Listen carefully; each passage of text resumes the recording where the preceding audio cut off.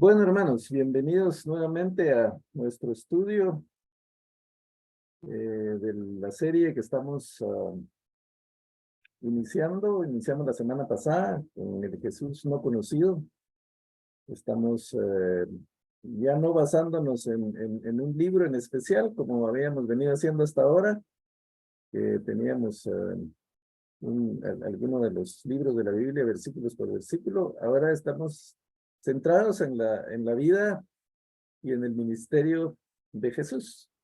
Y el tema que le hemos puesto a esta serie es el Jesús no conocido, porque queremos explorar las áreas de la vida de Jesús y de su ministerio que a lo mejor no les hemos puesto la atención debida y pues no las entendemos o no las conocemos bien. Ese es el propósito. Mencionábamos la semana pasada que Juan, al final de su evangelio, el apóstol Juan nos dice que si él hubiera escrito todo lo que hizo Jesucristo, no hubieran alcanzado los libros de la tierra para ponerlo todo. Entonces sabemos que la información que tenemos en los evangelios realmente es muy pequeña con relación a todo lo que Jesucristo hizo y todo lo que representó su ministerio. Entonces vamos a aprovechar esas referencias que tenemos, esos evangelios que tenemos, lo que las Escrituras nos dicen, lo que el Nuevo Testamento nos dice.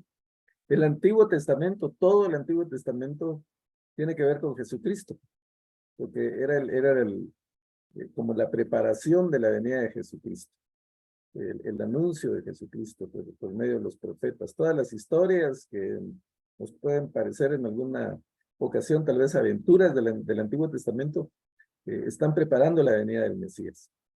Y los judíos tenían el Antiguo Testamento y en él veían que se había anunciado ese Mesías, ese Salvador, esa persona que los iba a liberar de la esclavitud, como había hecho Moisés. Entonces esperaban un Salvador como Moisés, o esperaban un rey como David, o como Salomón, con mucha pompa, con mucho esplendor. Y pues el día de hoy vamos a ver que no fue nada de eso. La venida de Jesús al mundo es totalmente inesperada. La forma en la que vino es totalmente inesperada. Leía yo la discusión entre que podría ser entre un ateo y un cristiano, ¿verdad? Y el ateo, pues diciendo, ¿a ustedes les parece lógico? ¿Ustedes pueden creer esa historia de que una jovencita de 17 años, entre 15 y 20 años, haya resultado embarazada sin haber tenido relaciones sexuales eh, y que pues haya decidido eh, irse a Belén sobre un burro para pasar la noche en un establo y dar a luz a un niño que resultó ser el salvador del mundo? Eh, pues bastante difícil de creer, ¿no? Y no solo para la gente de aquella época. Imagínense lo que la gente pudo haber pensado. La Biblia no nos habla de los abuelos de Jesús, pero ¿qué pensarían? ¿Qué pensarían los papás de María o los papás de José ante esta historia? Sí, es que no nos hemos casado, pero que ella está embarazada, ¿va? Porque es que un ángel le dijo que iba a estar embarazada y que pues así tenía que ser. Ni los vecinos, ni los parientes, ni la sociedad de aquella época podían admitirlo. Y pues para el común de los mortales es una locura. No es extraño que mucha gente dude de eso, como no es extraño que mucha gente dude de que Jesús es hijo de Dios. La semana pasada hablábamos de que el verbo, lo que significa el verbo, o la palabra original, que es logos, esa expresión, pues literalmente significa palabra. Y entonces dice que la palabra era con Dios En el principio ya existía la palabra estaba con Dios y la palabra era Dios. Y más adelante dice, y esa palabra se hizo hombre. O sea, la palabra de Dios entró en la naturaleza humana, en la persona de Jesús, y habitó entre nosotros. Eso, pues también es una locura. No es fácil de creer, no es fácil de aceptar, ni para la gente de aquella época, ni para ni mucha gente de esta época. Por eso Pablo dice que la palabra de la cruz es locura para los que se pierden, pero para nosotros es poder de Dios. Nosotros la creemos y la aceptamos porque conocemos al Señor, conocemos su palabra, conocemos las escrituras, tenemos una relación con el Señor. Entonces, pues por eso lo creemos. Pero hoy vamos a hablar de María. No podemos hablar del nacimiento de Jesús sin hablar de sus padres y sin hablar de María. Y vamos a poner especial énfasis en María, aprovechando que pues todavía estamos en el mes de la madre. Aquí en Guatemala se celebra el 10 de mayo, en Estados Unidos creo que es la segunda semana del mes, creo, no sé si fue el 13 o el 14 que se celebró, pero como sea, este mes se dedica a celebrar a las madres. Y qué madre más ejemplar que María. Quiero aclarar, porque yo sé que pues esto lo ven muchas personas de diferente trasfondo religioso tal vez, quiero aclarar que lo que yo voy a decir no son opiniones personales, no es el propio criterio. He mencionado anteriormente que pues como maestro o como facilitador, porque todavía creo que la palabra maestro me queda grande, decir que alguien es maestro de las escrituras, pues el único maestro perfecto de las escrituras era Jesús, ¿no? Pero como facilitador, mi trabajo es ayudarlos a desenmarañar el texto bíblico, a desenmarañar la palabra de Dios, a tratar de entenderla. Entonces, nosotros, especialmente los cristianos evangélicos, tenemos las escrituras, tenemos la Biblia, tenemos la palabra de Dios como nuestra única fuente de autoridad. Y entonces, tomando eso, tomando la palabra de Dios, tomando la Biblia como la única fuente de autoridad, pues voy a decir lo que la Biblia dice de María. Hay muchas creencias y muchas tradiciones sobre María que no están en la Biblia. Pero lo que vamos a ver hoy está en la Biblia y está en cualquier Biblia. Bueno, por lo menos en las Biblias que consideramos cristianas, la Biblia evangélica, la Biblia católica. Sabemos que hay otros libros ahí que no tienen nada que ver con la Biblia, que dicen ser inspirados, pero no, pero nos vamos a basar en la Biblia.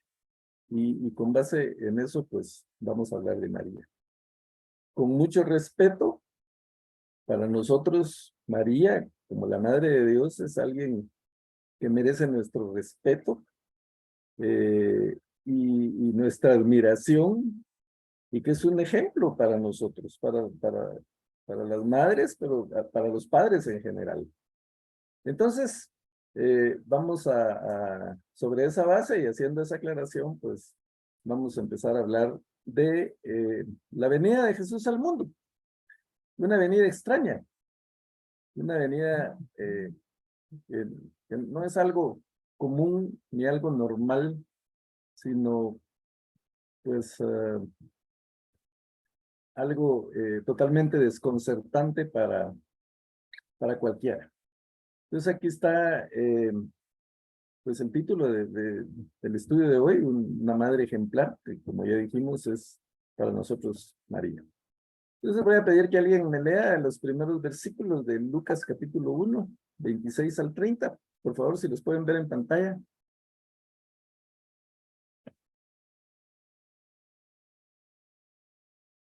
Ana Carol, ¿nos ayuda? Con mucho gusto, hermano Walter. Dice, al sexto mes, el ángel Gabriel fue enviado por Dios a una ciudad de Galilea, llamada Nazaret, a una virgen desposada con un varón que se llamaba José, de la casa de David, y el nombre de la virgen era María. Y entrando el ángel en donde ella estaba, dijo: Salve muy favorecida, el Señor es contigo, bendita tú entre las mujeres. Mas ella, cuando le vio, se turbó por sus palabras y pensaba, ¿qué salutación sería esta? Entonces el ángel le dijo: María, no temas, porque has hallado gracia delante de Dios. Gracias. Bueno, entonces aquí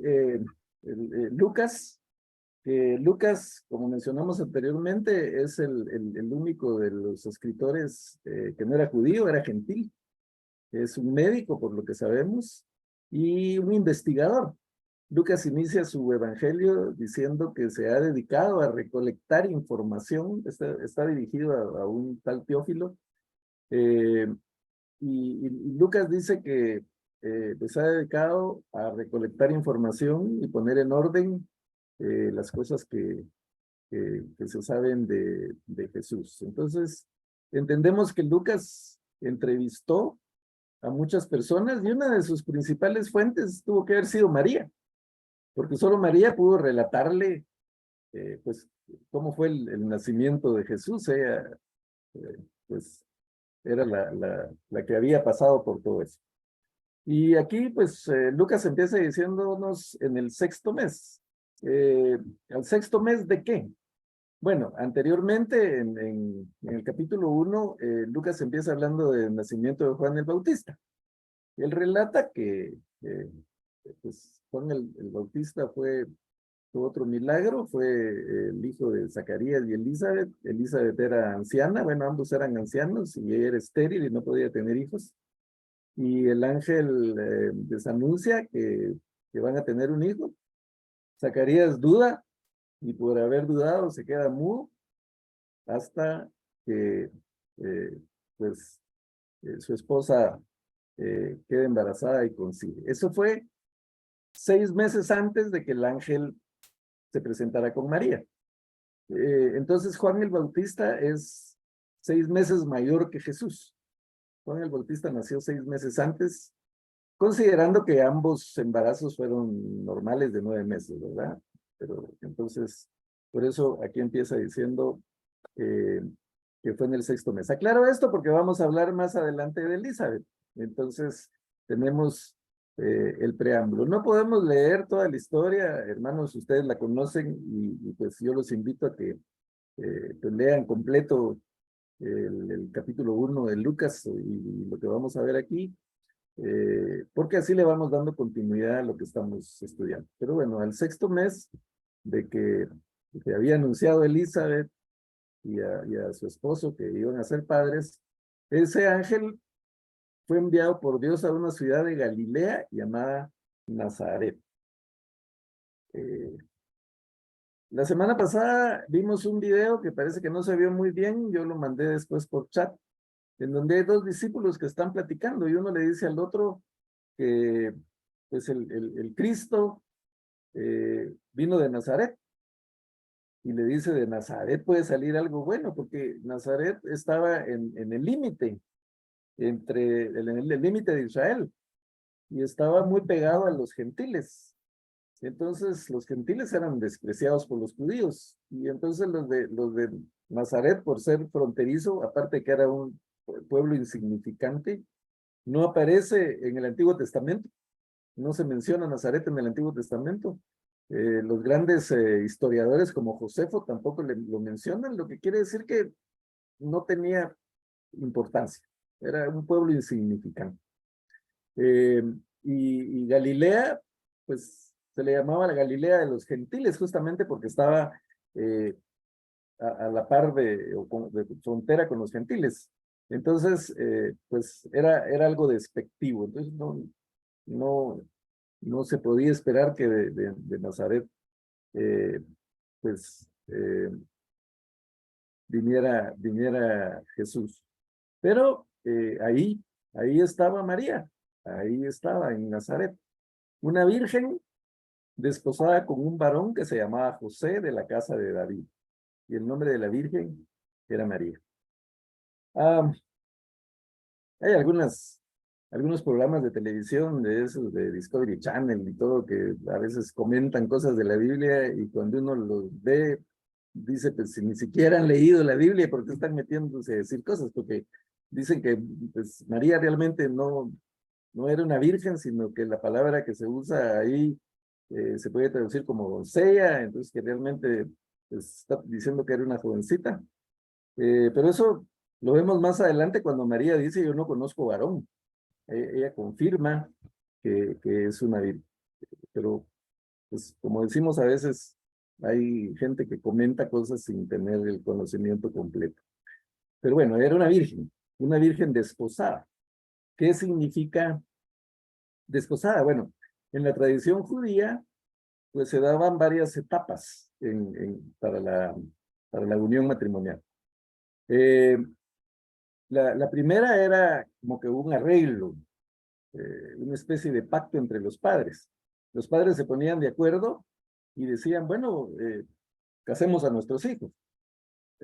Por diferentes motivos, muchas veces por tema de tierras, de que no se perdieran las propiedades, para mantener el linaje, por razones económicas o simplemente por amistad.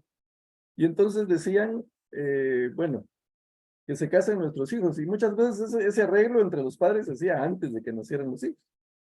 Ahí se reunían las parejas y miren ustedes, cuando tengamos hijos, pues nos gustaría que se unieran, ¿verdad? Entonces había ese como que arreglo. Esa era la primera etapa. Después, cuando los hijos nacían y crecían, había una segunda etapa que pues ya era cuando ellos se conocían, cuando se conocían los novios, digamos.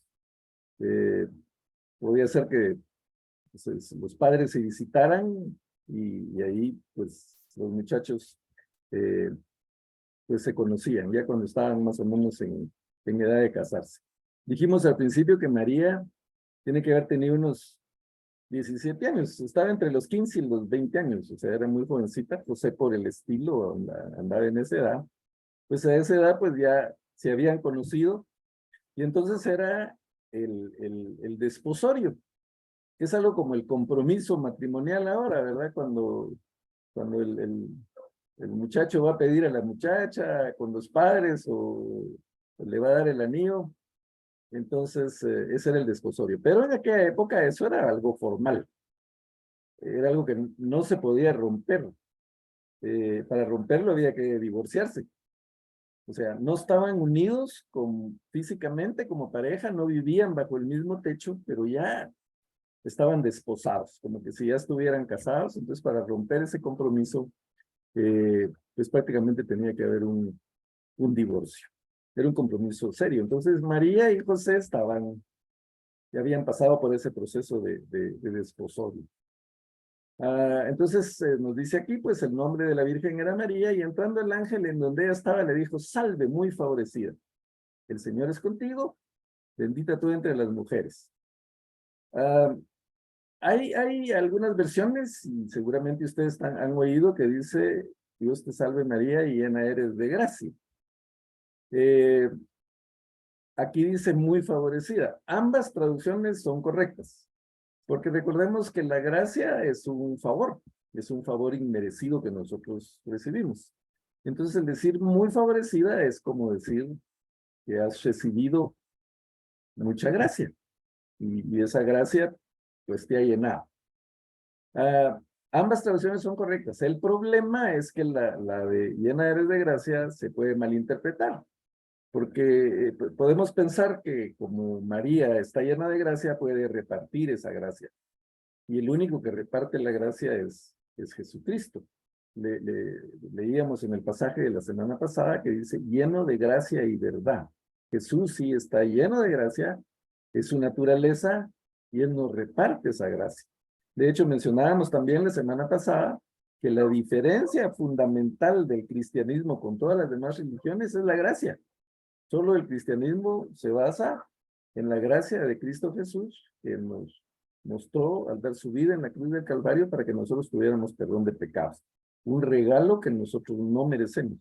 Entonces, Cristo es el que da gracia. Entonces, pues, por eso vemos aquí que esta versión, que es la Reina Valera, nos dice muy favorecida.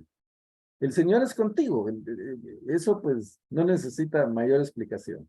Dios está contigo, María, y eso es, perdón,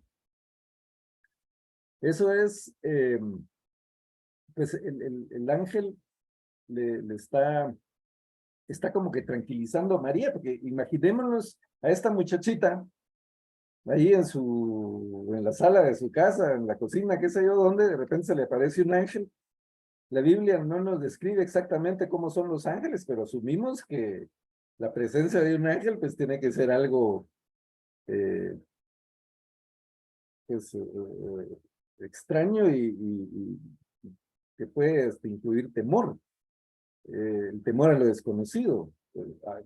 Debe ser algo imponente, ¿no? Que se aparezca un ángel, yo no sé, si el ángel se le apareció con alas o con resplandor o como una persona común y corriente, pero de cualquier manera se le apareció de la nada eh, y con este saludo. Entonces María tuvo que haberse asustado de alguna manera.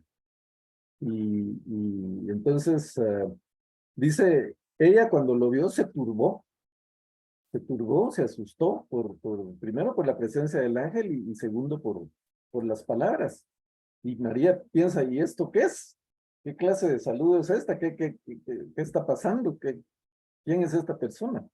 Entonces el ángel le dijo, María, no temas, tranquila, porque has hallado gracia delante de Dios. Otra vez, gracia delante de Dios.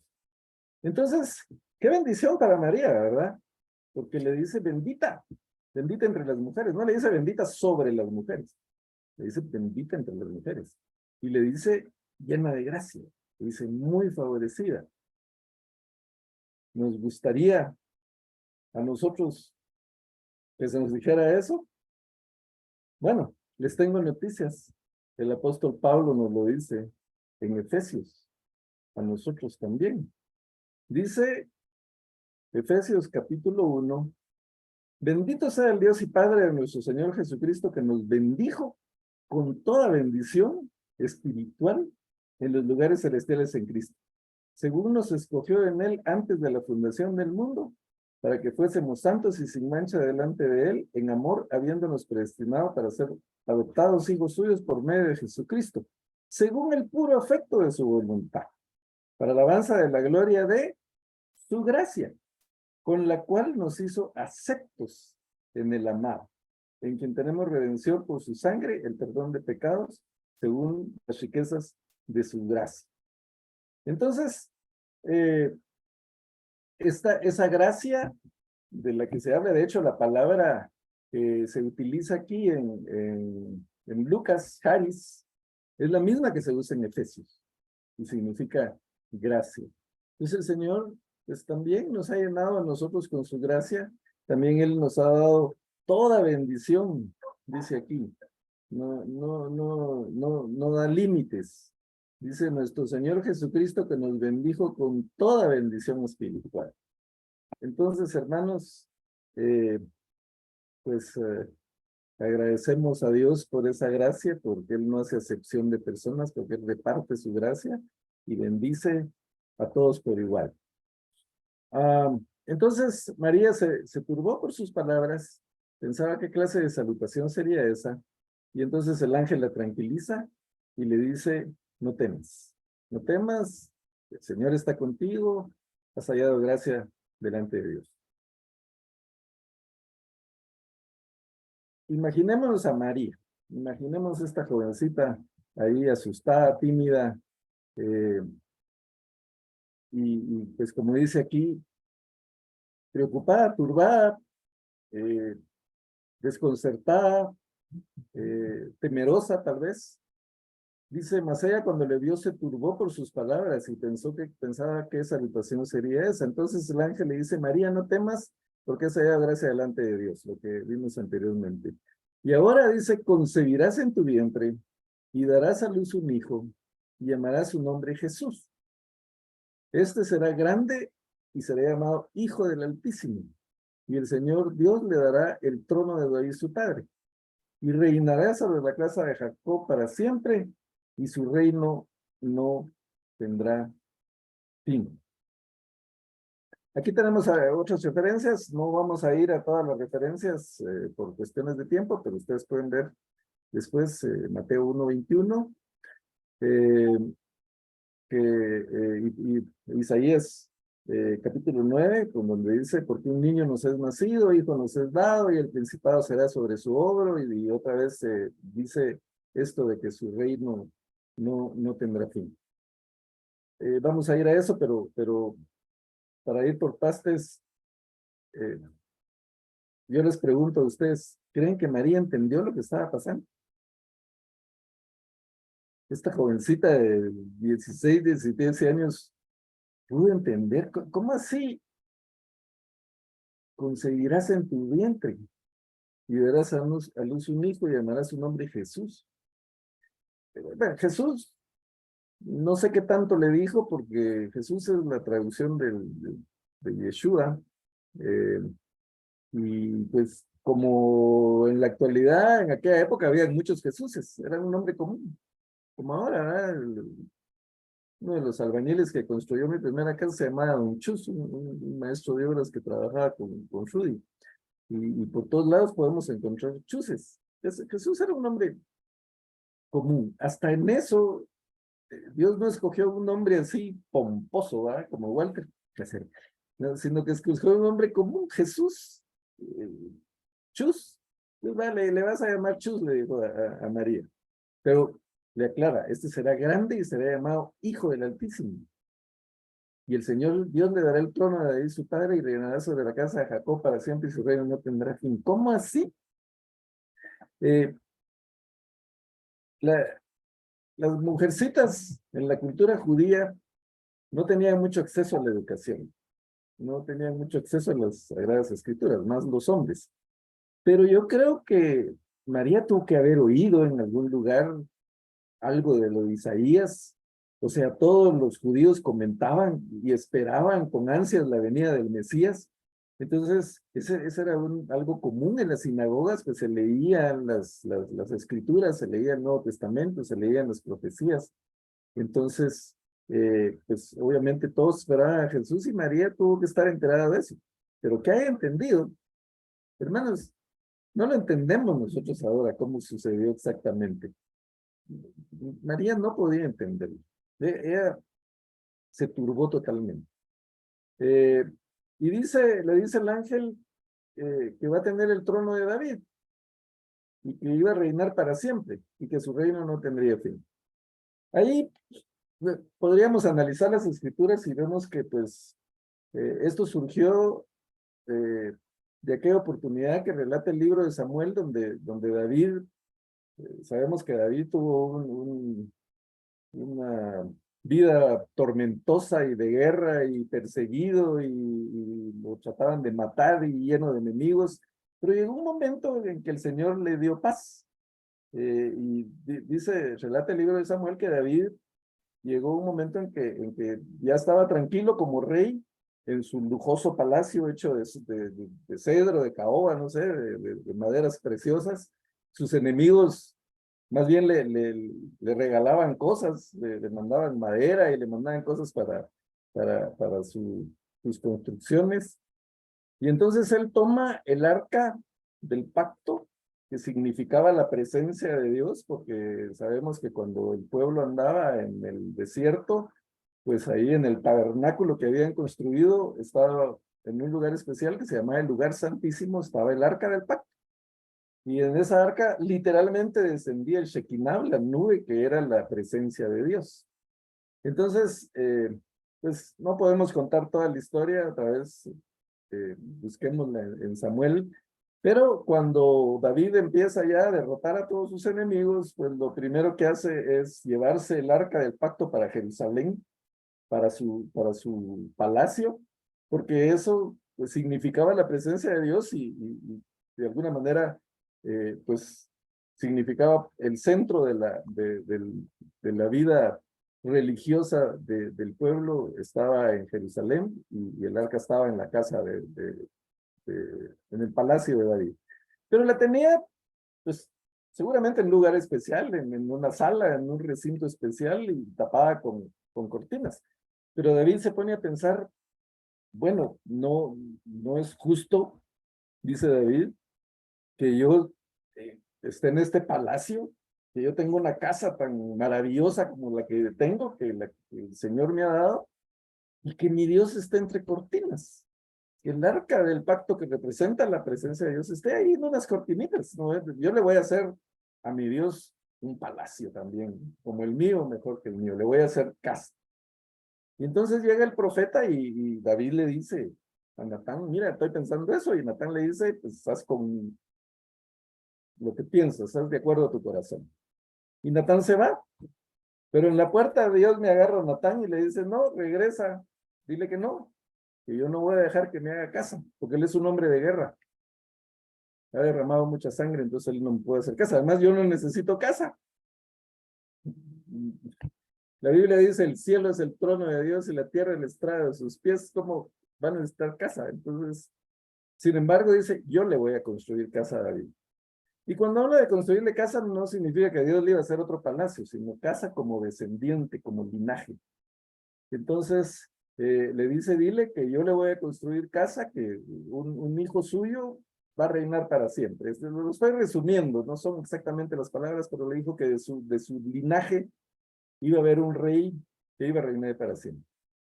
Bueno, sabemos que el hijo de David fue Salomón. Salomón tuvo fin, pues no se cumplió en Salomón. Después vino Roboán, Roboán tuvo fin, no se cumplió en Roboán, y así llegó la historia. El pueblo fue cautivo, los asirios, los babilonios, vinieron después los persas, los griegos, y después Roma a gobernar sobre Israel. Y entonces, ¿cómo así? ¿Cómo que el reino de David no iba a tener fin y se acabaron la descendencia y no pasó nada? Sin embargo, aquí se está cumpliendo. Muchos años después, aquí se cumple en Jesús, porque Jesús, dice aquí, es hijo de David, descendiente de David. Y no vamos a ir a la genealogía de José, ni a la de María, pero sabemos que Jesús era de la descendencia de David. Y él reinará sobre la casa de Jacob para siempre. Eso todavía no se ha dado. Jesús vino, fue crucificado, resucitó, se fue y no está reinando sobre la tierra aún, pero sabemos que él va a venir por segunda vez y entonces sí va a reinar para siempre. Esa profecía se va a cumplir. Pero volviendo a la pobre muchachita María, pues ella está más confundida que nunca, ¿verdad? Y el ángel no solo no le aclaró la pregunta, sino que le aumentó la duda. Entonces María le dijo al ángel, ¿cómo será esto? Pues no conozco varón, y aquí pues comprobamos que María en realidad era virgen. Y María no está dudando, no es el mismo caso de Zacarías, no es el mismo caso de Saraí, cuando también el ángel anunció que iba a tener un hijo en su vejez. Simplemente ella pregunta, ¿cómo así? ¿Cómo va a ser esto? Porque yo no he estado con José, no conozco a Aarón. Y entonces ya el ángel le da la explicación, que seguramente todo el mundo no le entendió, porque le dice el Espíritu Santo vendrá sobre ti, el poder del Altísimo te cubrirá con su sombra, por lo cual también el santo ser que nacerá será llamado Hijo de Dios. Palabras hermosas, y a María le han de haber llenado el corazón, pero de eso que las entendiera en toda su magnitud, pues yo me atrevo a decir que no. No es lo que dice la Biblia, pero podemos pensar que fue así. Entonces, como dijimos, María no está dudando, está simplemente pidiendo una explicación. Y aquí esto nos enseña, mis hermanos, que nosotros necesitamos entender las escrituras, necesitamos entender la palabra del Señor.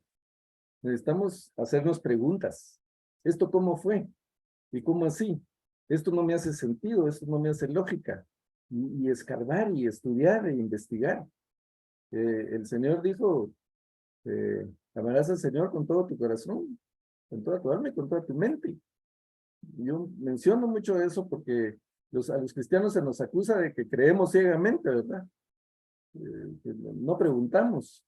Y de alguna manera la iglesia tiene la culpa de eso, porque tradicionalmente la iglesia, pues esto es así y hay que creerlo y si dudan es pecado. Y no pregunten, punto. Algo así como los policías, ¿verdad? Por lo menos los de aquí de Guatemala. ¿Y esto por qué? Porque así es. Y una vez me pararon a mí y mire, tiene una multa, entonces la tiene que pagar ahorita o le quitamos el carro. Y le digo yo, ¿y por qué? Y eso, ¿por qué es así? Porque así dice la ley. ¿Cuál ley? ¿Dónde está? Deme el artículo, busquémoslo aquí, lo puedo ver en mi celular.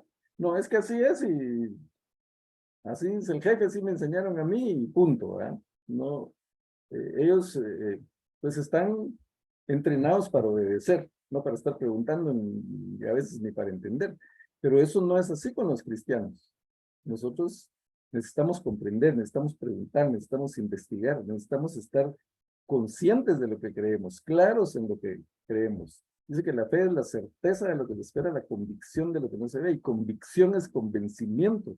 No que nos convenzan y nos laven el cerebro, sino que nosotros mismos tengamos el criterio suficiente para poder investigar y convencernos de que lo que creemos es la verdad. Entonces, María pregunta y el ángel le explica. Y entonces le explicó y le dice, como para que entendiera un poquito mejor, le dice, tu pariente Elizabeth, algunas versiones dicen tu prima Elizabeth también ya ha concebido un hijo en su vejez, ya está en su 6º mes de embarazo. ¿Por qué le aclara eso? Y ahí está la respuesta. Ella era estéril y sin embargo no hay nada imposible para Dios. Lo mismo que le dijo a Saraí cuando le dijo que a los 90 años iba a tener un hijo. Entonces María le dijo, he aquí la sierva del Señor, hágase conmigo conforme a tu palabra. Y miren, hermanos, parece fácil, pero esta respuesta de una jovencita de la edad que tenía María es realmente admirable. Eso nos dice mucho del carácter, de la personalidad de María. Eso nos dice que Dios no escogió al azar a María. María tuvo que haber sido una persona muy especial, al igual que José. Vamos a ver la nobleza de José también. Y María no entendía todo. María estaba confundida. María exactamente de que le diera lógica al asunto y lo comprendiera, no, pero ella, a pesar de que no comprende todo en su total magnitud, le dice, he aquí la sierva del Señor, hágase conmigo conforme a su voluntad. Entonces, insisto, como cristianos, tenemos que explorar, investigar, aprender, leer las escrituras. No se trata de memorizarlas, sino de tratar de comprenderlas, pero siempre van a haber cosas que no vamos a entender en su totalidad, porque nosotros no tenemos la mente de Dios. Hay misterios demasiado grandes que los vamos a entender cuando estamos en la presencia del Señor. Antes no, pero vamos a tratar de comprender la mayor cantidad de cosas posibles. Y algunas que no comprendamos, pues nuestra actitud tiene que ser como la de María. Señor, no entiendo esta situación, no sé por qué me está pasando esto. He pedido un milagro durante años y el milagro no se va, pero haz conmigo de acuerdo a tu voluntad.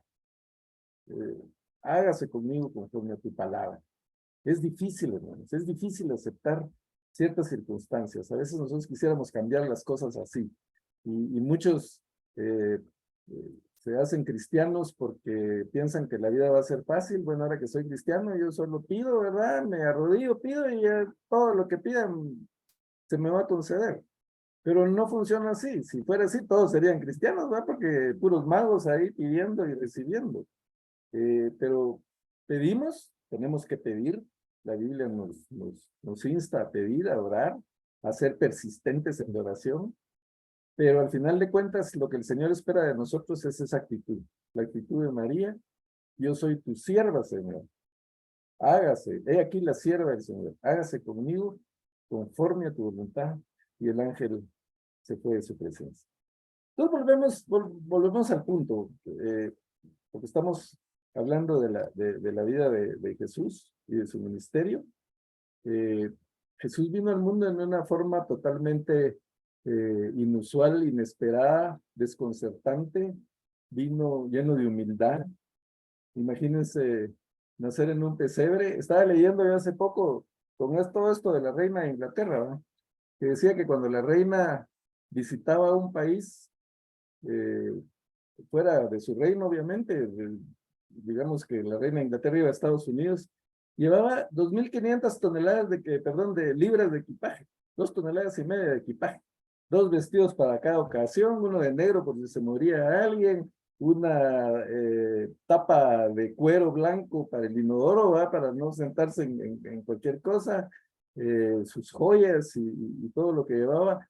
Fácil, una visita de la reina a otro país podría costar $2 millones o no sé cuánto. Eso es lo que se espera de un rey. ¿Y cómo vino Jesús? Hijo de José y María, dos jovencitos de clase baja, porque se ve cuando fueron a presentar al niño Jesús, que llevaron 2 tórtolas y un palomino, ni siquiera pudieron comprar una ovejita, no tenían los recursos. Van a un mesón público para empadronarse y no encuentran lugar, no tenían el dinero para pagar algo mejor, y entonces termina naciendo en un pesebre. El Hijo de Dios escoge el peor lugar para nacer, con testigos, un buey y una mula, como lo ponen en los nacimientos. No sé si realmente eso había, pero si era un pesebre, habían animales. Los animales fueron los testigos. Hubo un concierto de ángeles, dice la Biblia, que cantaban, pero ellos no lo vieron, ni José ni María lo vieron. ¿Y quiénes lo vieron? Unos pastores, unos empleados de otros, porque seguramente cuidaban las ovejas de otros, ¿verdad? Y los pastores, pues, eran también los que estaban en el nivel más bajo de la sociedad. Ellos son los que ven eso y van con María. Entonces vemos en la venida de Jesús y aprendemos de Jesús, es humildad. Como quien dice, yo voy a llegar al mundo sin pretensiones, sin pompa, sin lujo, sino con humildad y humildad extrema, porque lo dice Pablo en su carta a los Filipenses. Hay en vosotros ese mismo actitud que hubo en Cristo Jesús, que no escatimó el ser igual a Dios como cosa que aferrarse, sino que se despojó a sí mismo, se quitó su vestidura de rey y, y, y se, eh, y se humilló hasta lo sumo, se hizo semejante a los hombres y se humilló hasta lo sumo, tomando forma de siervo, dice, y recibió una de las peores muertes, la muerte de cruz, por lo cual el Señor le dio un nombre que es sobre todo nombre, para que en el nombre de Jesús se doble toda rebeldía y toda lengua confiese que Jesús es el Señor. Pero toda su majestad él la dejó, lo abandonó y vino a depender de dos jovencitos. Yo no sé si hemos pensado en cómo fue ese nacimiento de Jesús. Hay algunas documentales ahí que tratan de recrearlo, pero dos jovencitos, imagínense, prácticamente adolescentes, ¿verdad? De 19, 18 años, José y María de 15, 17, teniendo un parto solitos. No, o sea, la Biblia no dice que hubo una partera, una comadrona ahí, ¿no? El pobre José le tocó a él solo recibir el niño. María sufrió los dolores que sufre cualquier mujer en su embarazo. Y Jesús nació como un niño normal, un niño que dependía de sus padres para alimentarse, un bebé que no podía hablar, que no podía comer alimentos sólidos, que no podía manejar sus eh, necesidades físicas, que necesitaba pañales, que necesitaba ser cambiado. Y María y José, viendo ese bebé indefenso, vomitando, dependiendo de la leche, ¿no creen ustedes que en algún momento se pusieron a pensar, ¿de verdad este será el Hijo de Dios? Este chiquitito tan dependiente. Y Jesús dependió y creció. ¿Y cómo? No sabemos cómo fue la infancia de Jesús. El único detalle que tenemos es aquel de Jesús cuando se les pierde, que tenemos que lo vamos a ver más adelante. Pero no conocemos mucho de la infancia de Jesús. Hay algunos evangelios ahí apócrifos que mencionan ciertas cosas fantásticas, pero la Biblia que nosotros reconocemos, las escrituras que reconocemos como inspiradas con Dios, no nos dicen mayor cosa de la infancia de Jesús. Pero tuvo que haber sido un niño inquieto. Y María preocupada como cualquier madre, porque te vas a caer, te vas a quebrar la cara ahí, no estés corriendo. O travieso.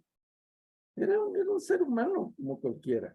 Dice que fue tentado en todo, pero sin pecado, pero de chiquito tuvo las mismas tentaciones de ser travesuras como cualquier otro. Vamos a ver el pasaje este del niño Jesús en el templo. Dice que iban sus padres a Jerusalén para la Pascua. Aquí era un adolescente, tenía 12 años, se fueron a Jerusalén, según la costumbre de la fiesta, y al regresar a ellos, acababa la fiesta. El niño se quedó en Jerusalén, sin que lo supiesen José y su madre. Y uno se pone a pensar, ¿cómo así que se les perdió el muchachito? ¿Quién no cuida a un niño para que no se pierda? Menos tenía 12 años, o sea, no era un bebé, era un adolescente, estaba entrando en la adolescencia. Seguramente era muy independiente y seguramente era extrovertido, platicaba con todo el mundo. Y las caravanas para ir a Jerusalén eran caravanas inmensas, ¿verdad? Con mucha gente ahí caminando y todos platicando y compartiendo. El patojo se les perdió entre la gente ahí de la caravana, entonces José y Jesús ahí ha de venir, hombre, ahí atrás. Después de un día de camino y de no ver a Jesús, ya seguramente María, ¿va? No sé si José, porque los padres somos un poquito menos aprensivos con eso, pero seguramente María, mira, el patojo no aparece, pues. Ya vamos caminando un día y no aparece. Bueno, busquémoslo. Entonces empiezan a buscar en todas las caravanas y no estaba. ¿Y qué les toca? Regresar otro día de camino para Jerusalén. Y dice, como no lo hallaron, volvieron a Jerusalén. Y aconteció que 3 días después, un día de ida, 8 días de regreso y otro día de estarlo buscando, el tercer día lo hallaron en el templo, sentado en medio de los doctores de la ley, oyéndoles y preguntaban. ¿Qué nos dice eso? Que Jesús era inquieto, que él sabía que sus papás se iban a preocupar, pero igual hizo la travesura, se quedó y pues después fue al templo. Ya sabemos la historia, le preguntan por qué nos hiciste eso y él le dice, eran los negocios de mi padre. Aquí probablemente Jesús ya empezaba a tener conciencia de su ministerio, porque chiquitito seguro que no tenía conciencia también del ministerio que tenía. Pero bueno, volvamos a la historia de María. María visita a Elizabeth. Después de que el ángel le anuncia, seguramente nerviosa, seguramente dudosa, y como el ángel le mencionó a Elizabeth, pues agarra camino, se va para donde Elizabeth y llega. Y entonces, dice, levantándose María, fue deprisa a la montaña, a una ciudad de Judá, y entró en la casa de Zacarías y saludó a Elizabeth. Y aconteció que cuando oyó Elizabeth la salutación de María, la criatura saltó en su vientre. Juan el Bautista estaba en el vientre de Elizabeth y el niño percibe la presencia de María y dice que saltó en su vientre. Y Elizabeth fue llena del Espíritu Santo y exclamó a gran voz y dijo, bendita tú entre las mujeres. Le repite lo que el ángel le ha dicho. Otra vez, no sobre las mujeres, bendita entre las mujeres y bendito el fruto de tu vientre. ¿Por qué me concede esto a mí? Que la madre de mi Señor venga a mí. Elizabeth, aquí María, no vemos que ya le haya contado a Elizabeth que le haya dicho, me pasó tal y tal cosa. A lo mejor sí, pero aquí no lo dice. Pero Elizabeth ya, como está llena del Espíritu Santo, el Espíritu Santo probablemente le revela que pues ella está eh, embarazada y que el niño Jesús está ahí. Pero dice, ¿por qué me concede que la madre de mi Señor venga a mí? Y este detalle es importante, porque no le dice la madre de Dios. ¿Por qué no le dice la madre de Dios? Porque eso no puede ser. Dios es eterno. Dios no ha sido engendrado. Dios ha existido siempre. Nosotros, ya lo mencioné también, estamos sujetos al tiempo, a la materia y al espacio. Dios creó la materia, la tierra, en un tiempo determinado y en un espacio determinado, pero Él está fuera de eso. Él no está sujeto al tiempo, al espacio y a la materia. Él ha vivido siempre. Cuando hablamos de que Dios es eterno, no hablamos de que es viejito, viejito, viejito, sino simplemente que está fuera del tiempo. Es eterno, Él no ha sido concebido. Entonces María no puede ser la madre de Dios. Por eso dice la madre de mi Señor. Elizabeth lo que reconoce es que María es un instrumento que el Señor usó para que su palabra fuera encarnada. O sea, para que ese logos fuera encarnado y naciera Jesús. Entonces, María es algo así como el lugar santísimo, en donde estaba el arca del pacto, y la presencia del Señor reposaba ahí, se manifestaba, o como el arca misma del pacto en donde albergaba la presencia de Dios. Entonces, María es eso, un instrumento en las manos de Dios para que Jesús viniera al mundo, para traer a Jesús al mundo. Porque pronto, como llegó la voz de la salutación a mis oídos, la criatura saltó de alegría en mi vientre. Y bienaventurada la que creyó, porque se cumplirá lo que fue dicho de parte del Señor. Otra vez, lo que dije al principio, no, yo no estoy inventando nada. Yo me estoy basando en lo que dice la Escritura. Entonces, nosotros creemos lo que la Escritura dice, no lo que no dice, y tampoco podemos sacar deducciones, sino simplemente basarnos en lo que dice el texto. Ok, entonces ahí, pues, sigue, dice María, dijo, engrandece mi alma al Señor, y mi espíritu se regocija en Dios mi Salvador. Esto es lo que le llamamos el Magnificat, este poema, esta canción, este himno que María dice ahí. No vamos a entrar en detalle de lo que dice porque nos llevaría a otra lección. Aquí son palabras de alguna manera proféticas, porque está mencionando en pasado lo que va a venir en el futuro. Dice, y miren este otro detalle, lo que dice María. Engrandece mi alma, Señor, y mi espíritu se regocija en Dios, mi Salvador. María reconoce que necesita un Salvador. Por eso tampoco aceptamos nosotros lo de sin pecado concebida, que María nunca pecó. El único que nunca pecó fue Jesús. Si María no hubiera nacido con el pecado original, pues no necesitaría un Salvador. Porque ha mirado la bajeza de su siervo. Miren la humildad de María. Reconoce que necesita un Salvador, reconoce su condición humana, reconoce su humildad, su bajeza. Dice, porque desde ahora me dirán bienaventurada, dichosa, 3 veces dichosa todas las generaciones. ¿Cómo podía saber eso María? Pues obviamente por inspiración del Espíritu Santo. Y hasta la fecha, pues María para nosotros es bienaventurada, bendita. Así la concebimos nosotros, porque me ha hecho grandes cosas el poderoso. Santo es su nombre, y su misericordia es de generación en generación a los que le temen. Hizo proezas con su brazo, esparció a los soberbios en el pensamiento de los corazones, quitó de los tronos a los poderosos y exaltó a los humildes, a los hambrientos colmó de bienes y a los ricos envió vacíos. ¿Ya sucedió todo esto?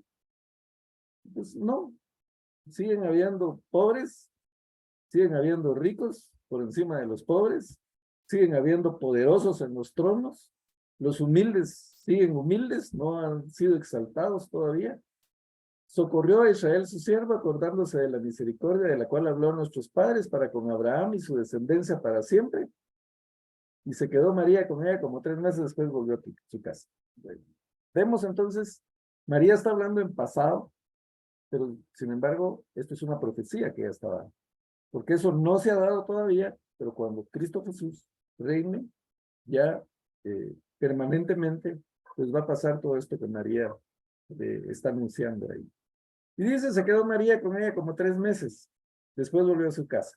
Elizabeth tenía 6 meses de embarazo cuando María llega. Si se queda 3 meses, María se quedó probablemente hasta el alumbramiento de Elizabeth, el nacimiento de Juan el Bautista.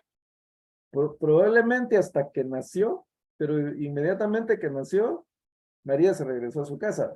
No sabemos si estuvo, si vio cuando el Bautista nació, si se fue un poquito antes, pero lo que sí sabemos es que nació y salió corriendo. ¿Por qué? Porque para Elizabeth esto era motivo de gran alegría, ¿eh? Había sido estéril, ella estaba casada, ya era anciana, de toda la vida había anhelado tener un hijo, de repente Dios oye sus oraciones, queda embarazada, eso tuvo que haber sido una fiesta en el pueblo. Ahí llegaron todos los parientes y felicitarla, y Elizabeth se había quitado una deshonra de sí, porque para los judíos el que una mujer no tuviera hijos era deshonroso, entonces se había quitado una deshonra, era una fiesta. Pero para María era todo lo contrario. María tenía que esconder su embarazo. Para María era motivo de vergüenza. Y algo que no mencioné de cuando Jesús dice, hágase conmigo conforme a tu voluntad, es que según la ley de Moisés, hermanos, cuando una mujer quedaba embarazada en la condición de María, sin haber estado casada, la sentencia era apedrearla. No había misericordia, había que lapidarla. María sabe que se está exponiendo a eso, y sin embargo, María dice que se haga conmigo conforme a tu voluntad. Si por esto me van a apedrear, yo obedezco a mi Señor. Imagínense en una muchachita de 17 años, de 16 años, de verdad, es digno de admiración. Yo creo que nosotros, ninguno de nosotros tendría la solvencia o la fortaleza de decirle al Señor, Señor, me van a apedrear por predicar tu palabra, que me apedreen, ¿verdad? Nos escondemos, salimos corriendo. Pero María dice, haz conmigo el provecho. Entonces, ya no tenemos mucho tiempo, este tema es fascinante, podríamos hablar de María durante horas, pero lo que es importante rescatar es que merece todo nuestro respeto, merece toda nuestra admiración, es un gran ejemplo a seguir. A veces los cristianos evangélicos confundimos las cosas y tendemos a rechazar un poco a María. Ese es un grave error, hermanos. María realmente fue un instrumento escogido por el Señor para cumplir su propósito. Fue el instrumento que él escogió para traer al Salvador al mundo, y por medio del cual pues nosotros podemos tener salvación y acceso al Padre. Entonces tenemos que respetar a María, honrarla, admirarla por lo que él hizo. Y hay cosas interesantes y dolorosas, porque pues pudo haber sido motivo de alegría para María y para José el nacer el hijo, pero solo un hombre que se menciona, lo mencionan Lucas y Mateo, Simeón, que estaba en el templo cuando fueron a presentar a Jesús, que llevaron los palominos, las dos tórtolas y el palomino, y fueron a presentar al niño como era la costumbre. Simeón lo vio, y por el Espíritu Santo, él dijo, él había recibido la promesa que él iba a ver al Salvador, entonces dice, ya me puedo morir, ya vi al Salvador. Pero le dice a María, una espada va a atravesar tu corazón.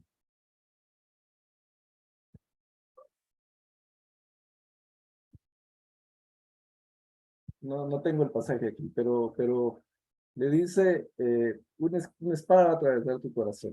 María, no sé si entendió eso, pero eso después se cumplió en la muerte de Jesús.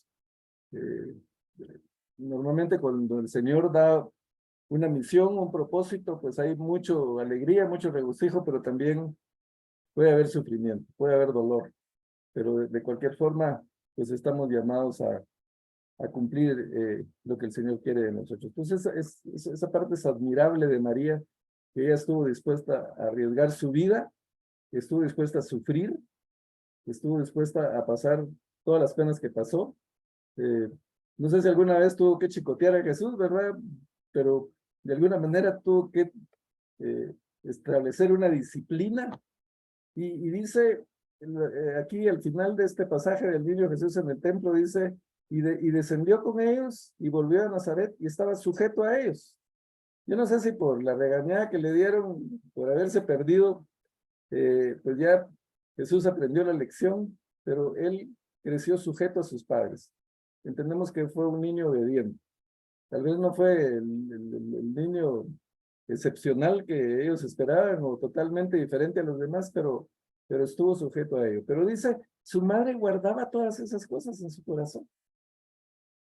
Ella, como cualquier madre, pues todos los detalles que lo que pasaba con su hijo los guardaba y decía, realmente tengo una misión especial.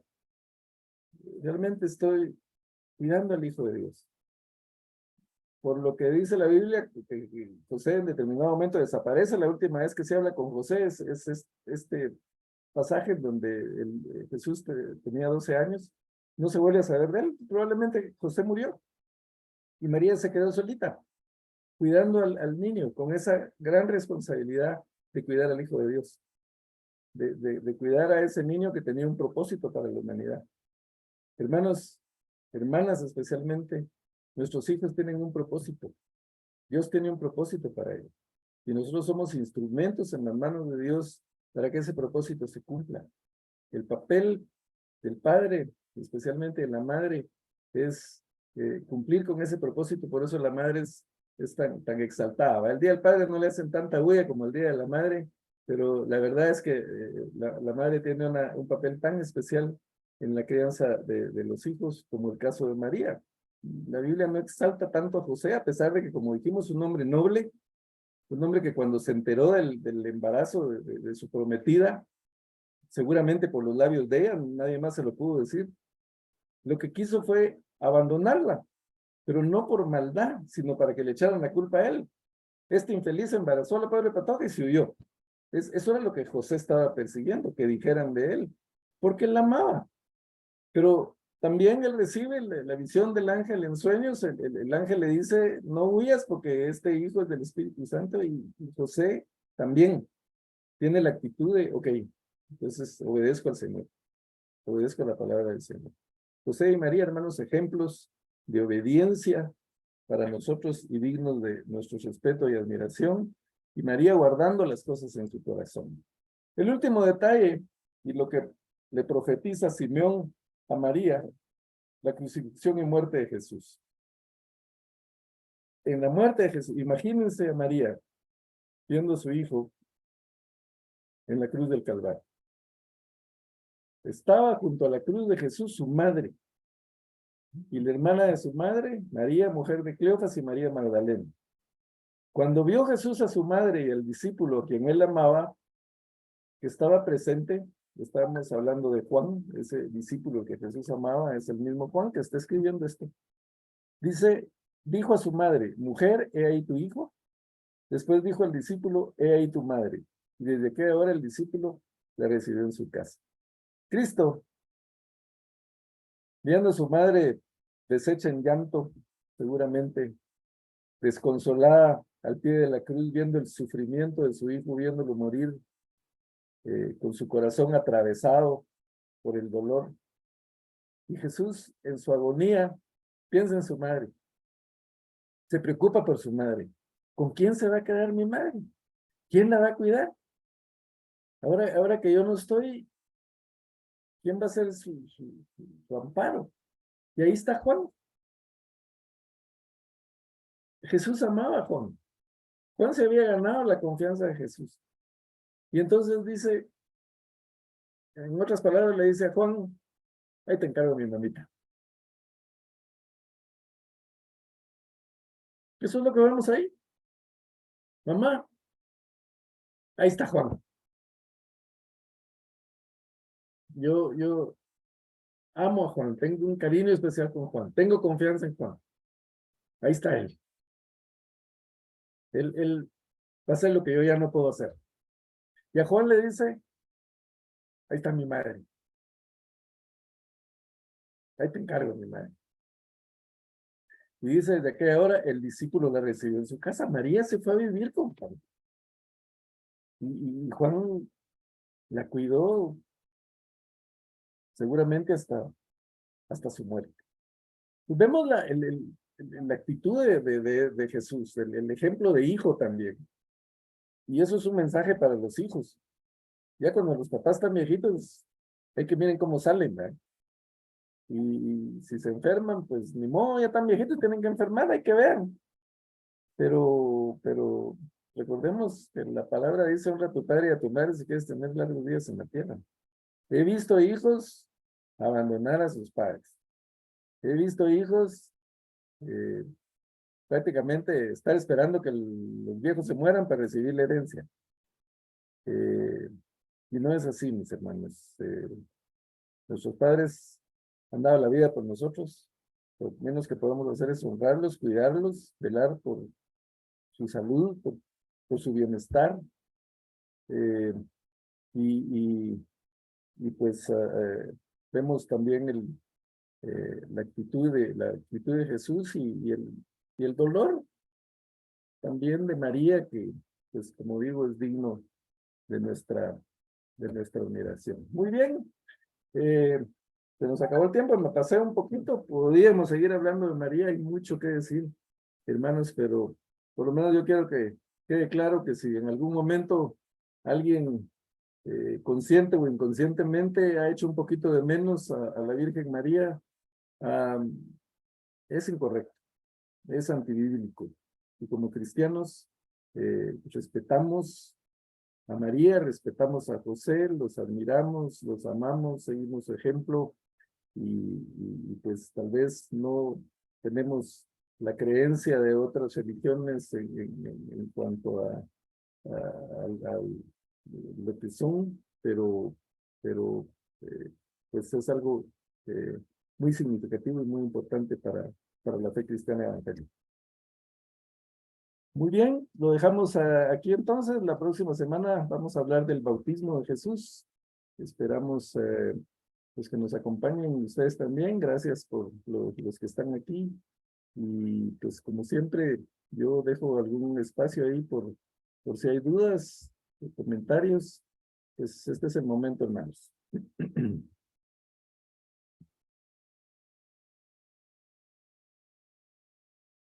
Bueno, vamos a detener la grabación hasta aquí.